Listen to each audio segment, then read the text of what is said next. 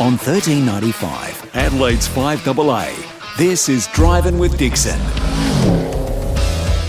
Yes, it is Wednesday nights right here on 5AA, all thanks to Louvre House, the leaders in turning your outdoor space into a great entertainment area with an opening and closing roof. Sam Datto alongside Charlie Dixon. And Charlie, We've got a guest in the studio this evening. Yes, we do. We have Scott Pye. Thank you very much for joining us, V8 supercar driver, obviously, with the Velo 500 this weekend. It's all coming ahead, mate. How are you travelling? Yeah, going well, mate. I'm stoked to be back here. Actually, I was born here in Adelaide in Elizabeth, so yeah, right. I'm lucky to have a couple of almost hometown rounds with the Bend as well. Yep, So yeah, it's always awesome to come back, and I think I'm obviously biased, but I think the Adelaide 500 is one of the coolest places you could ever race at. The track is just it's high risk and high reward. So qualifying around here, you get out with the shakes. Bathurst is probably the only place like that, I think. So yeah, cool to be in town. Happy to be back. No, awesome, mate. So whereabouts are you guys sitting in the championship? Now, this is the last round, isn't it? Yeah. So, and we had Toddy on, didn't we? Toddy Hazelwood. Toddy Hazelwood. He came on earlier in the year, and he's they're finding their way with that car as well. It seems like most of the teams are as well. But how have you? I suppose where are you to start with in the leadership, and then Well, it's been, I think for a lot of teams, it's been a massive shake-up. So some teams have been able to capitalise on the unknowns and perform really well. And then our team, we've had a tough season, no doubt. We've had really good car speed, like Gold Coast, we were top 5. And then on the Sunday as well, I was running well with 6 laps to go. A guy did a flick spin in front of me and took us out of the race. So, that was, that was me. That was me. So disappointing. That was a really good weekend, and that would have put us, I think, just on the edge of the top 10 or in the top 10 of the championship. And after our start to the season where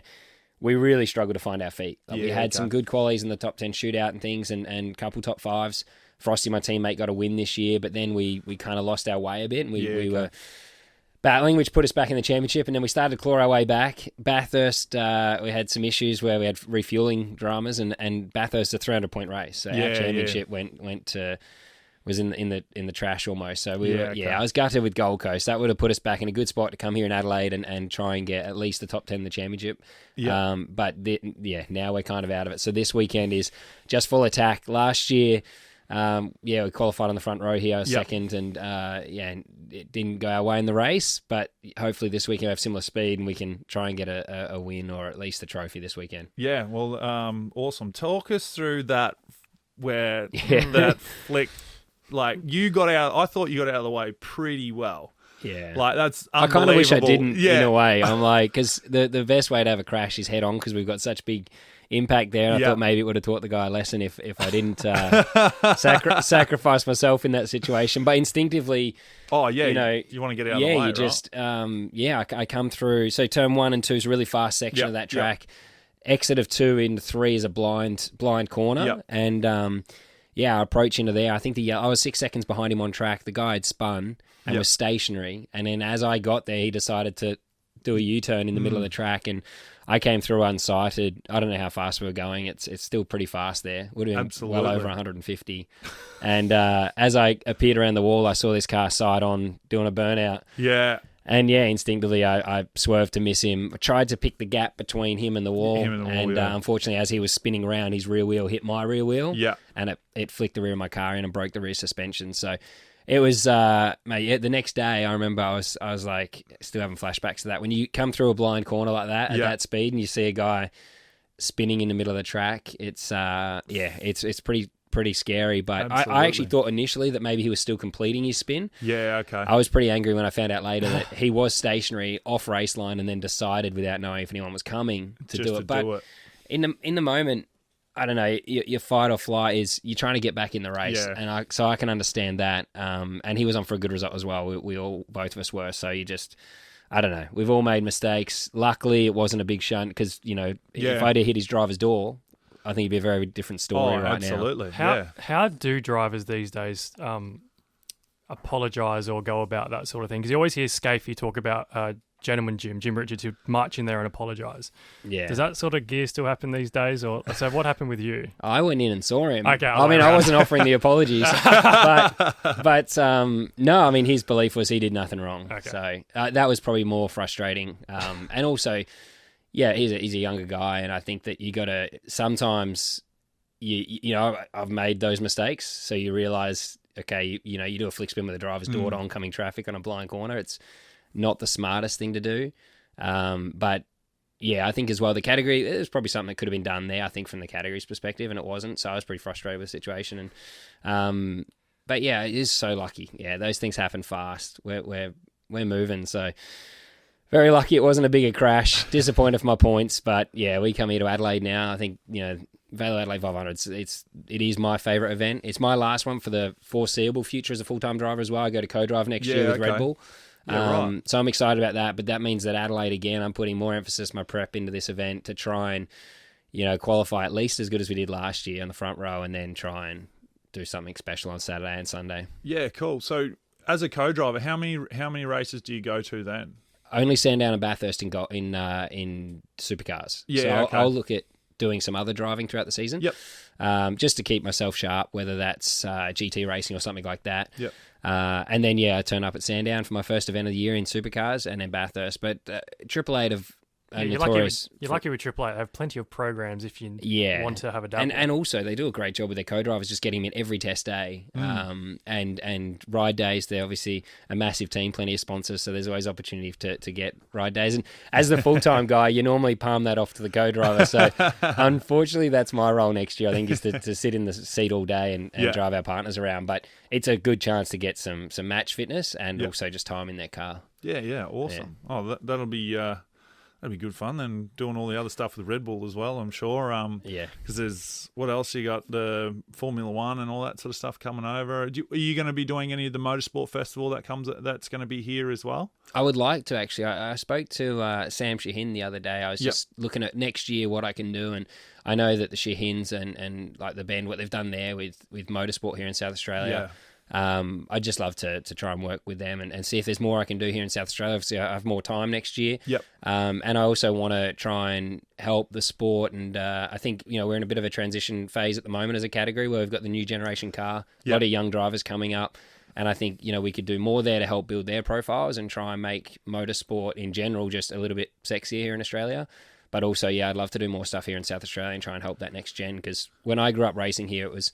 In Adelaide, you kind of had to travel interstate if you were going to be competitive. And I think that now we've got good opportunity with good support here to make motorsport in SA a big thing. Yeah, well, absolutely. I think Adelaide I feel like it's become a bit of a, motorsport hub. And I think that's the key with, most sports is having a pathway for, younger generations to come through. So you get that quality of driver coming through. And then if there's a clear pathway, then, and there's programs for young kids to jump in and do it, if it's karting or whatever it is. But Adelaide seems to have the infrastructure with the band, and then Malala, and the Motorsport Festival. There's the Adelaide Rally that was just on the weekend, and the drag strip now, which is I spend most of my time up there. I saw you trying to beat the 9-1 and nearly fence it in your video the other night. I was pushing the car a little bit. That was cool though. That was good. So I've got a new block and everything ready to go for that. So. Oh, right. I was going to ask about that because I saw that, because in that one it dumped some water, I think you were saying. And, so we sort of lent on it a bit too much. It's the little LS1, so in stroke to 383, but there might have been a little mark in the bore, and we're pressurising the cooling system, so then it pushed water out the radiator cap and pushed about 4.5 litres out. Far out. Onto the rear wheels. In one go. And was it because did you just struggle for traction when you ran more boost? Was that the issue? Is that why you dropped it back? No. So I put a bigger dump pipe on it because it was sort of choking it up a bit, and then we were seeing 15 pound at the gate pressure, and then I took the headlight out and the turbo guard, and then that made it 18 pound at gate pressure. So that's what pushed all the water out. And so it was like I did a 9.4 at 114 mile an hour compared to a 9.1 at 144. So car would have done 8 seconds if it... That's almost frustrating. You must have been... I know. Well, that was it. So I was like, and we'd check the data log afterwards as well. It's like where it sort of spiked when it hit the water, and I come off it, and then I jump back on it again because I was still trying to get that number. So, I did say because you had the wobble on the water, and then you got back on it. I got back on it, and then but I was probably lucky I sort of didn't really just jump on the brakes because it probably would have tried to overtake me, and then I would have hit a wall. Yeah, well, it locked when you did brake at the end. Anyway. I heard the rear lock. We've had that before when you do the downshift for us. If you don't match catch the blip, you've got big dramas in the wet. Yeah, exactly. But it was, because there's no ABS. I pulled the ABS out of it. Yeah. And so it just locked. And I think it might lock the rear or front. I don't know. But yeah, it's sort of, I caught it, which is lucky. What is it on the strip when it's left-hand down there? I saw on one, I think it might have been with the 8-1 as well, where it's like, it looked like it's left-hand down, but you're on the gas. Is that... Well, yeah, I think it's just that just tracks, that's the wind, or it pulled like so I pulled the front left wheel up, and then it's sort of it's like actually doing it. It's like a sprint car. You're effectively in it. Well, and my car's not set up that well. I've sort of just like put added stuff, and I need to eventually a little bit of corner weight or something. Do it properly and set it up so it leaves straight. But it's sort of just like. You sort of just trying to keep it straight, I guess. Well, flat out. Yeah. No, it's but yeah, I mean, like I said, we've got Adelaide's. We're very fortunate. I mean, when I've been here for 8 years now, and I absolutely love it, and I don't want to go anywhere else. And I'm just pumped because of how much motorsport there is here in Adelaide. But like you said, the pathways, I think that's key. And well, in my sport with AFL, the pathway is so clear with the Oz kick and then juniors and you just work your way up and then all the school systems and everything. So, and you got such a good product, and I think that's the key to get it all going. And motorsport's hard because I feel like everyone's competing to be the stepping stone category as well, which it is hard. It doesn't really work, I don't think. And so, you need a clear pathway. I think for promoting the sport, it helps with yourself and people like Lockie as well, who plays with you. He's right into his cars. And I think as a category, we could probably do more with promoting with other sporting codes because, you get more reach and you start to raise a bit of awareness as well. And if we can get people to come to our races too, I think Adelaide's a perfect example. I've had so many people come for their first time and they come and speak to you or whatever, and they're like, I've got to do this again. It's the coolest thing I've ever seen. It's loud, it's fast. And if you can get in a track day or anything like that, or you just fall in love with it. And I'm sure it's probably similar to you. You probably went for a hot lap or went for a drive or tested your first car on a drag strip particularly and felt that speed. And I think it gets you hooked. But other sporting codes, I've been surprised. Like I'm mates with Geordie to go as well. He's started to really get involved with it, and obviously through his Boost Mobile sponsorship, he came to Gold Coast 500, and I think our events and everything are really cool, but we've just got to, I guess, raise awareness, and I think we can do that through some other people like yourself being lovers of the sport and trying to get people involved. Absolutely. What we'll do, we'll take a quick break. More with Scott Pye coming up next.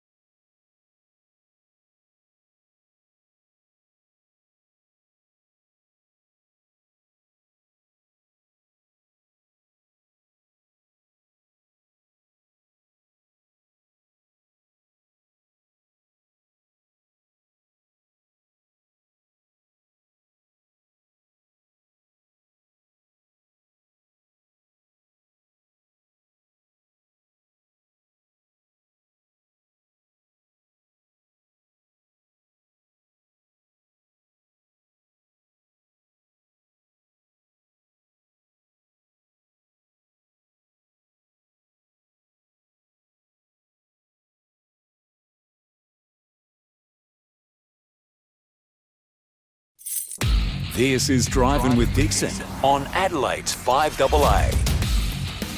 Yes, welcome back to Drivin with Dixon Wednesday nights. We'll thank the Louvre House. Sam Dad alongside Charlie Dixon and Team 18's South Australia's very own Scott Pye has stuck around, Charlie. That he has, and thank you for doing that, mate. Now we've got to get into the serious stuff now. You're dabbling in the, I suppose, the classic car stuff, and you're rebuilding a car. Yeah. And so talk us through. This is something that I was doing one a little while ago as well, but I messed up, and so I had to sell it. But talk us through it, mate. What have you got, and what I'm kind of interested if I could learn from your mistake. What happened with that? I went down a totally wrong path. I nearly imported a chassis from the States. Yep. And all right-hand drive. And what was it? It was an F truck. Oh, okay. A 67 F100 bump side short wheelbase. You're making me nervous here. What went wrong? I just put I got someone to make a power steering rack conversion sort of thing, and then I had to go through engineering, and they were like, you have to take that out, and I spent too much money on it, so I was like, I'm not doing that. Right. So, from what the notes I've got from yours, you've got a full chassis underneath yours as well. Yeah. Yeah, well, that's the way to go. Yeah. See, to make and ride and drive properly, because I was going to daily it. Yeah. And I got a motor out of a GS, which is the Coyote supercharged 315. Yep. And then I bought a TR6060 or whatever they are, a manual gearbox, because I wanted to be manual. And it was going to be matte white with black bumpers and stuff like that. And it just sort of I was doing too much, and it got ahead of me. And it is one of those, and you start, I think that's the cruelty of social media too. You see everyone's projects and you think, oh, I'll just do a little bit more. Like this originally, I got it from a company in Melbourne. They'd imported it from California. So I'm keeping it left-hand drive. Yeah, okay. Which is odd because I still want it to be a daily as well. Yeah, but right. I looked at changing it over, and I kind of like the idea of it still being somewhat original, and the idea it's imported. I didn't mind that it's left-hand. It's just, and it probably stops my missus from driving it too, because she doesn't like the idea of driving on the left. Yeah. But yeah, it was definitely one of those projects. I'm like, we'll just, I was even going to keep the patina on it. Yeah. And I thought I'll just get it as a runner. And then we decided to do a swap. So I've got through Rob Herod, I got a Gen 3 Coyote, the 5-litre 10-speed auto. Yeah, right. So that should drive really nice. It will. And yeah, so that was the first, okay, we'll change from the 289 Windsor to that. Yeah. And then the supercar guys started convincing me that they could. So we got the supercar power steering rack going in it. We'll have supercar side pipes put into it. And then I was like, oh, okay, well, then maybe we need to toughen the chassis, because we're going to have to box that in now that we've got a bigger engine. And so then I got onto, there's a company in Sydney, United Speed Shop, do a lot of cool stuff. I think I've seen them. So they got some really cool parts that you can buy and just sort of plug and play with independent front ends. And so then that became a thing. And then I got their chassis down to Melbourne, which I'll keep the front end of my chassis, box it in, and then we're replacing the rear so that we can dump it, and they've got it to go up over the diff. Yeah. So you've notched the frame and all that sort of stuff. Exactly. So that's getting done at the moment. That'll be done over Christmas. That'll be joined up, and all the fabrication's being done in Mount Gambier, which is, I lived there for a while. It's, we moved there from Adelaide. Yeah, okay. So it's kind of nice to do that, and my dad's actually is buried in Mount Gambier, and so it's nice to be able to spend some time there over Christmas, back where I lived for a while, and that was where the Ford started as well. Yeah, okay. So my dad was a mad Ford fan, and I've spent most of my career driving for GM, but which he would not be stoked with. But yeah, when I looked at classic cars, and I started to really become pretty obsessed with trucks. I looked at like the GMs and C10. I really liked the look of, and I thought, there's no way, like my dad would kill me if I bought a Chev. So I found the 56 F100, and yeah, I just think it looks like the coolest, toughest looking truck. Absolutely. I'm trying to think, the 56. So have you got the step side tray and all that sort of stuff on it? Yeah, nice. And it had the cutout for the wheel on the left-hand guard. And I decided to fill that in, because as the project's blown out, I've now got like 15-inch rear tyres on the back. Of course. So I thought the cutout was for a 9-inch. I think I was like, that ain't going to work. That just looks silly. But yeah, so it's one of those things. I'm not sure if I'll finish it. I got it in 2020, and COVID shut it down for a little while. We couldn't get any work done on it. Yeah.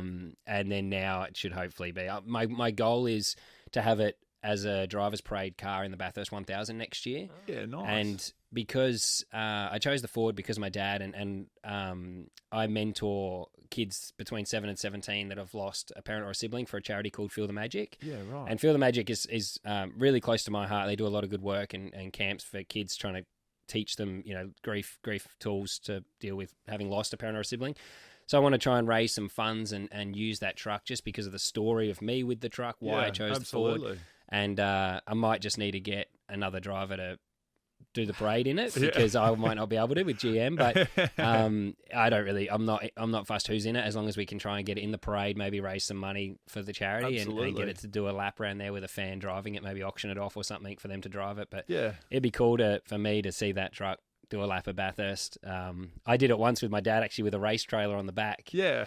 I think I was 10 years old or something. We did a lap of Bathurst and he wouldn't let me drive, but so it's sentimental, but also one of those projects we'll see. I'll try and get it done at some point soon, hopefully. Absolutely. Oh, that's an amazing story, mate, and credit to you for doing that work. And I'm sure there's a lot of people that have really benefited from all that work. And I mean, that's a perfect thing with that car. And hopefully we see it in Bathurst. So if you need a drive, I'm happy to drive it for you. I go to Bathurst every year.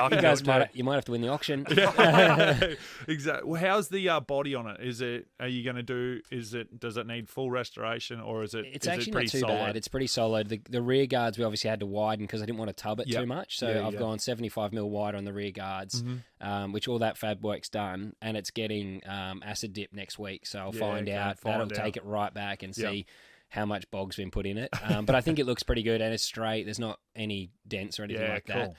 We've modded the bonnet a little bit because the bonnet always on the left-hand side of an F truck. If you ever see a photo of them, they never line up quite right on the left. Jack up a little bit. Yeah, exactly. Okay. There was actually a bit of work in that, which our Fabby did, and but the panel work's looking pretty good. So we'll see. I'm fingers crossed it's not too bad. But I think even the paint colours, what I choose, because I want it to be a daily, not a show truck. I'm kind of undecided on colour yet, because obviously like a gloss black's going to show up every little mark thing, or anything dirt.